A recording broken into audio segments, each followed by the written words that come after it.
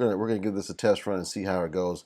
I thought while I'm doing it, I might as well do it on a topic that may be near and dear to several people's hearts right now because they're in the middle of a job search, and it's really tough right now because of what we're having with the COVID-19 and the social distancing. That is definitely causing some issues when it comes to the job search. And one of those issues is just hearing back from your recruiter. Now, that was always an issue. I would say that was probably been an issue over the past decade or more.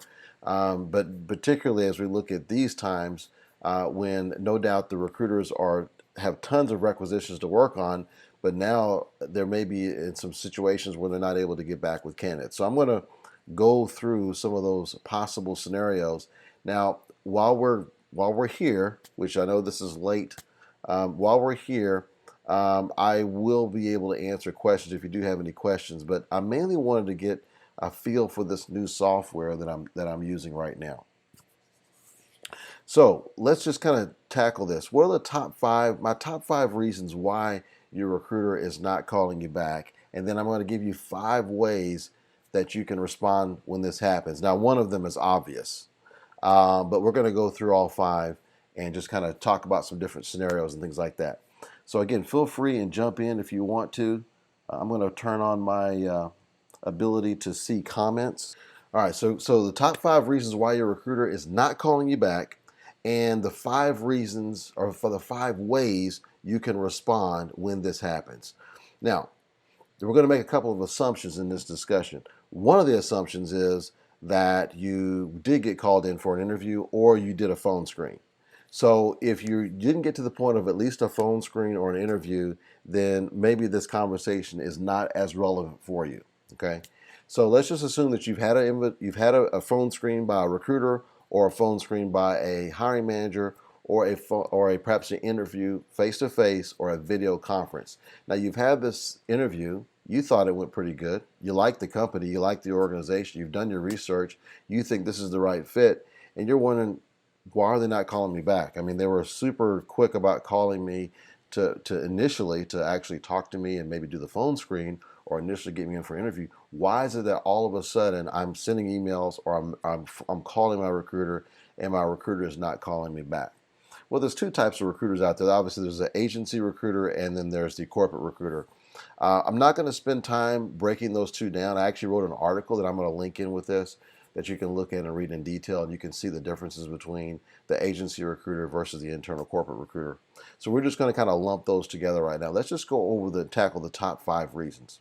Okay, so the top 5 reasons. One is the recruiter is probably not getting feedback from the hiring manager.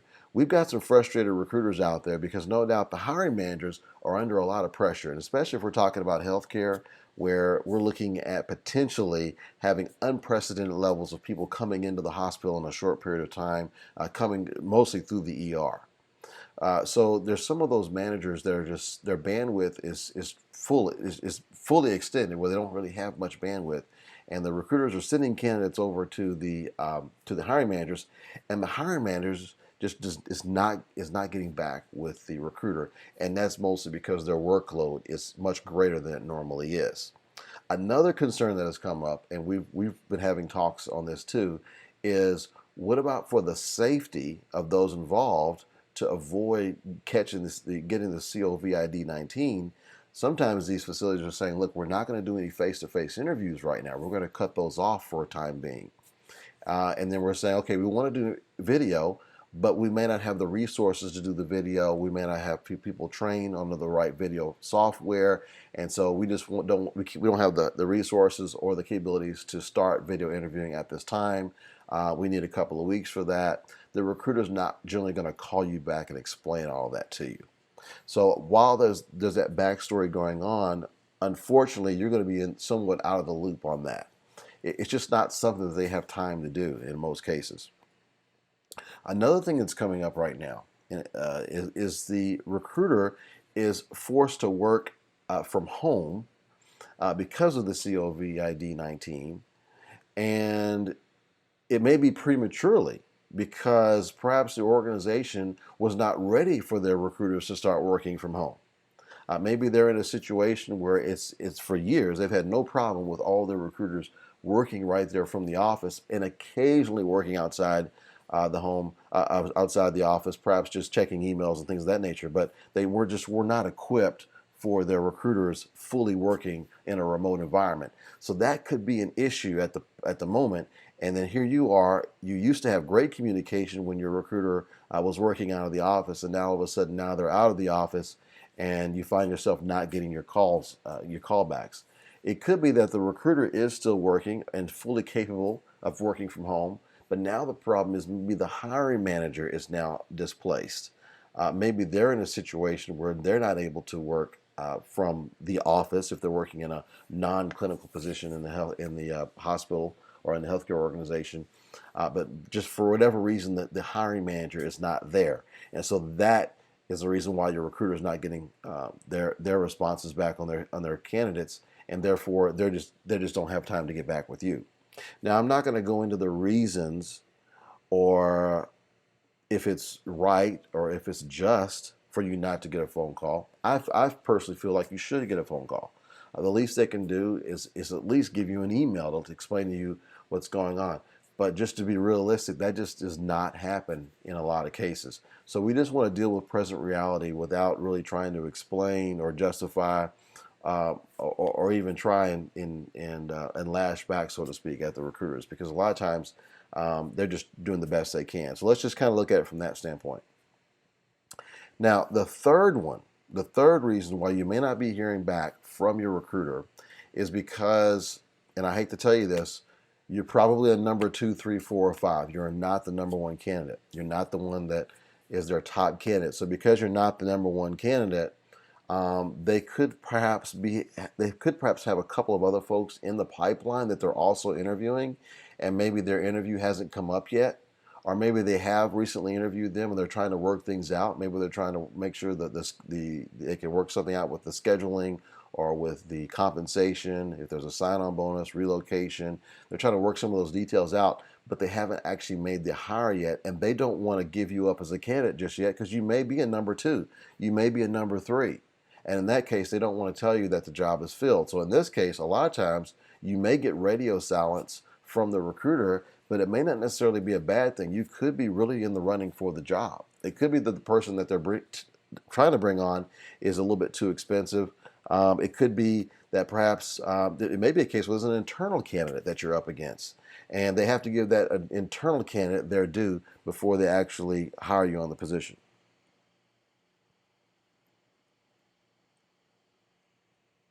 Okay. Uh, somebody said something. I'm not going to repeat. You can look you can look at the comments. You can look at the comments and see for yourself. Anyway, moving on. Thank you, Kenneth. Yes, most recruiters you dealt with were very professional. That's good to hear. I'm glad. I want you to have those experiences. I've heard great experiences, and I've also heard hundreds of other types of experience that I won't go into. So I'm glad. I'm always glad to hear that because I'm part of the industry. I want folks to have a good experience when they work with recruiters in general. Now, let's move on to number 4.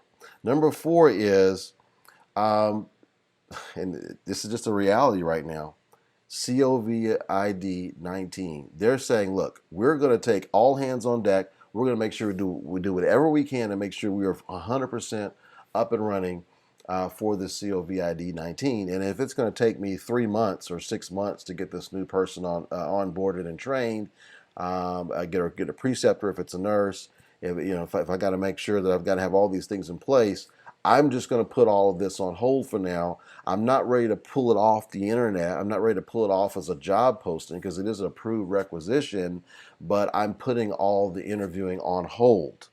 And you might say, well, why don't they just do video interviewing? Well, that's kind of what we talked about earlier, is that they may not have the resources at this moment. They may not have the right equipment. They may not have, maybe they don't have the folks trained on the software that they've chosen. There could be a number of reasons. Perhaps it's not even approved. There's some HR departments that don't even have it approved for you to even do a video interview versus a face-to-face interview. There may be some things that are in the hiring process where they have to have a face-to-face interview and they can't do video interviews. So in that case, it may just be that they have frozen all of the interviews. Now, I will come back with a possible answer on that of what you could do. Again, if you guys have any questions, feel free and pipe in. I've been involved with thousands of hires. I've been in the business, let's see, about 16 years. Yeah, about 16. Wow, that time has flown by. 16 years in the business, healthcare recruiting. Anyway, okay, let's move on to number 5. Number 5 is they already decided that they're not going to hire you. Now, this is a tough one. Recruiters in general, these just aren't conversations that they want to have. And frankly, it's not a conversation you really even want to have in most cases. Now, there is one thing that you may want to know is you would like to know what's the reason, like why didn't I get the job? Well, it could be that there was just a couple of other candidates that you were up against and you guys were pretty close and they just won out over you. Maybe they got a little bit more experience. Maybe they've got a little bit more of a skill set that's better matched to what they're trying to do. Could just be they liked them better. I mean, it could be a number of reasons. It's true. There are some cases where it's discriminatory, and there's just no way to prove that. But I like to think positive, and one of the positive things I like to think about is let's give them the benefit of the doubt. It could be that just another candidate just edged you out, and it would be difficult for the recruiter to explain that to you because the next thing you want to know is why? Why did the other person, edge me out? What was the reason? And there may not be a clear-cut reason. It may be that it was so close, it's really hard for them to even articulate it. It may be that the hiring manager goes with a certain person and the recruiter doesn't even understand why. They're thinking, why in the world didn't they go with Susie instead of Johnny? Because Susie is much more qualified, and the hiring manager went with the other person. The recruiter doesn't agree, but it is what it is, and they're asking the hiring manager what's the reason why, and the answer back is not anything that they could articulate to you. Okay, so it may be just a situation where they just don't want to have that conversation, and they much rather just let the job be filled, because when they fill it with the other person, and then that's when you get that notorious automatic email that says this job has been filled, it's been closed, thank you for applying, thank you for playing, kind of thing. So I wouldn't always let that discourage you. What I would say in those cases is if you aren't able to get a hold of the recruiter, I would still suggest if you want to work with this organization in the future, send a nice little note, preferably a handwritten note. Send a handwritten note. If you can't send a handwritten note, then go ahead and send an email, nicely written. You can address it to the hiring manager. You may want to address another one to the the recruiter. Now, if you don't have the hiring manager's information, which in a lot of cases you won't, you can send it to the recruiter and then they can forward it. So that's another option. But I would suggest that, and also keep looking at other positions, because it may be that you weren't a fit for that position, but maybe there may be another position that you are a fit for. It could be, if it's a large organization, that particular manager didn't go with you, but there's another manager that's awesome that you might even work better under anyway. Apply for that job in a different department, and lo and behold, you get the job, and it ends up being the best place you ever worked. So that can happen. So don't lose your hope if for some reason you are not chosen for the job. Now, I'm going to give you 5 strategies on things you can do whenever these things come up. Now, since you're not hearing anything from the recruiter at this moment, you don't really know which one of the 5 that I just mentioned is the issue. It could be you're still in the running, you're number 2 through number 5. It could be that you don't have the job. It could be that they just froze the interviewing because of COVID-19. It could be any of those reasons. It could be because they're not getting feedback. The hiring manager's their hiring manager's bandwidth is just totally out there. They have no time to go over these resumes, and the recruiter's just not getting feedback, and they're going through that process of trying to get the feedback. In any of these cases, you're probably not going to hear anything from the recruiter, especially if the recruiter has 100 candidates who applied for this one job. They're just not going to have the time to go to those 100 people. Now, here are some things you can do. Now, number 1 is obvious. The number one thing is, and I don't have any slides for this, but the number one thing is that you may just wait it out and just see what happens. Um, I think that when you're looking for a job, and I've talked to several different candidates, you typically have more than one job in play at the time. You're not looking at just one job specifically. You typically are looking at a few different options. Okay. That's positive for a number of reasons that I won't go into right now. If you have those several things that are going on, it may not be an issue to just wait it out because you may need the time to go through the interview process with these other facilities. And remember, if you've got a hiring manager that you're potentially going to work for, and if they're covered up, they're just really shorthanded, they may not be able to see the forest for the trees, so to speak, and they're just so busy that they haven't had time to get back with you. And to them, 3 weeks has gone by like that. It's as if only 3 days have passed, but you know it's been 3 weeks. So just know that the way that time passes is different from your perspective than from the hiring manager's perspective. So I'm not making excuses for it. I'm just giving you the reality of the situation. Okay. So that's one option. Number two is I would say do a little bit of research and make sure that the recruiter that you're working with still works there. I know it sounds crazy, but just make sure they still work there. That could be the reason why you're not hearing back from the recruiter, and someone else is in the process of taking over that person's recs. Um, Also, the same goes for the hiring manager. Now, there are a couple of ways you can do this, depending on who the hiring manager is. You could use a tool like LinkedIn to see if this hiring manager that you had initially interviewed with still works there. Very simple, easy thing to do. And then also you can see if your position's already been filled. You may not have gotten any kind of email back from the company. You can go on LinkedIn, do a search, especially if you're a premium member. You can go a search. You can look up a certain title that you were interviewing for, and see if there's someone who filled that position. Now, if it's a staff position or a frontline position where they're hiring multiple people, that's not going to work because they're hiring people all the time. But for certain positions that could work, just to see if that position has been filled.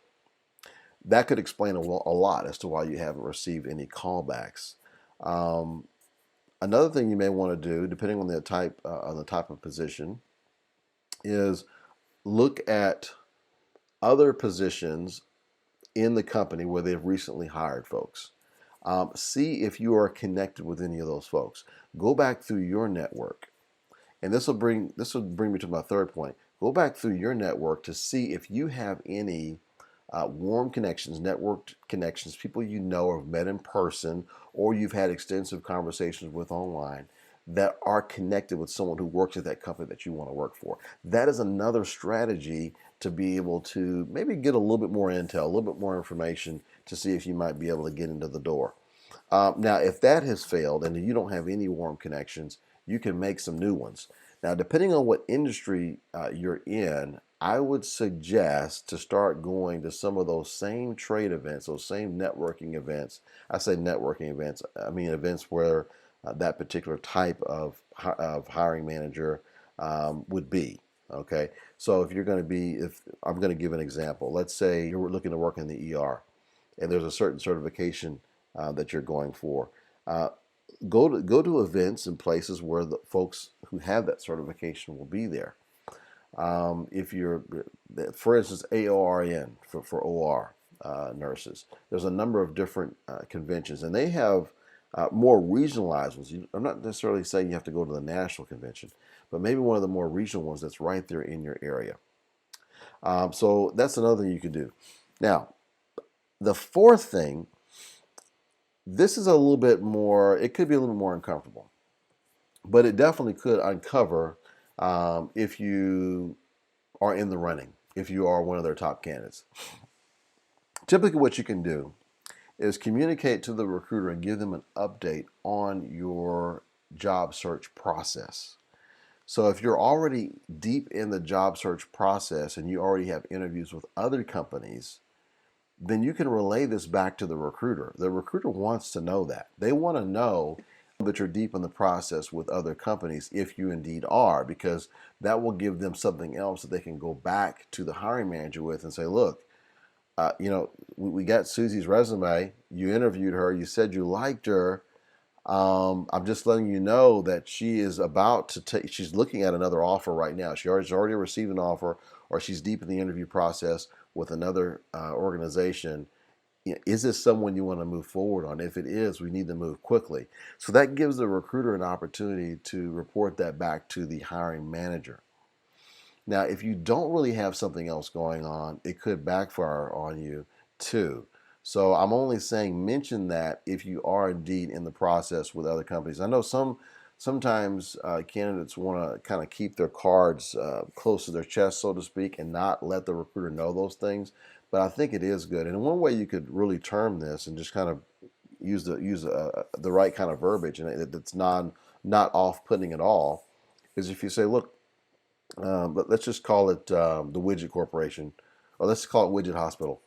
I would love to work for Widget Hospital, and this is actually my top choice. However, I do have two other hospitals that are actively interviewing and pursuing me at this time. I just completed my first interview with one, and I'm on my second interview with the other, or I'm in the offer stage with the other. I just wanted to touch base with your hospital before I make any other moves on the other positions, just to see if we're still in the running here and what the next steps are. And that may be all it takes to get you to the next level. It just may be that the hiring manager was just procrastinating just a little bit, wasn't getting back with the recruiter because their bandwidth was just so tight. So that could be just the nudge that's needed to get you over the hump. Now, if that's not the case, and you're not willing to wait it out, there is one other option. Everybody, including me, we work off deadlines. I mean, it's just how we're wired. If we know we have plenty of time for something, there is much more likely that we're going to wait a little bit, procrastinate, whatever you want to call it, leading up to that date. Now, some of us are great planners and they don't do that. They don't procrastinate. They start preparing from the very beginning. And so obviously that those are the exceptions. But a lot of people work off deadlines. And so what you can do is give what we call an ultimatum date. And the way you give the ultimatum, the way it's the most powerful is if no response is a response. Because we are wired towards deadlines and we are wired towards having to make a decision based on that deadline, it could be something like this. It's like I am still very interested in working for Widget Hospital. I really feel like it's the right fit for me. I felt like I really connected well with the hiring manager, whoever that is. Love to look at next steps to possibly working there. However, I will be ending my job search process and looking at other options on such and such date. So if I haven't heard from you by X date, then I'll know that there's no longer an interest. Something to that effect. Again, it is something that could in some cases backfire you, but in other cases it could be that nudge that is enough. Now, it really helps if you have another offer on the table or another option. So let's say you're working at a place and maybe they don't know you're in a job search at this moment, and you're considering just stopping your job search just to go ahead and continue to work for the company you're going to work for because you deem that's going to be the best place for you right now. So it could be as simple as that. So that could be the reason why you're ending your job search. There could be a number of different reasons, but if you are very succinct and very clear with that ultimatum date, if you don't get any kind of response by that date, then you know that you really don't have a solid opportunity to get that job. So that's my 5. If you have any questions, if you have any scenarios you'd like to throw my way, feel free and put it in the comments. I'd love to consider that. But those are my top 5 reasons why the recruiters might not be calling you back. And then also those are my top 5 ways that you can combat that. All right, hopefully that was helpful. Please like and comment if this is content that resonates with you or you think was helpful, and then I'll be sure and make more content that's like this. All right, have a great evening, guys. I appreciate your time.